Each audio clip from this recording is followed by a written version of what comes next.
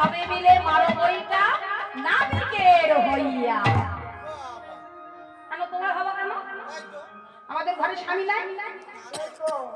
নাবিক বলছেন শোনো, আমার নৌকার এইটাই নিয়ম, আমার ঘাটে যারা যারা পার হয় তারা আগে আমার হয়, আমার না হলে আমি কাউকে পার করি না।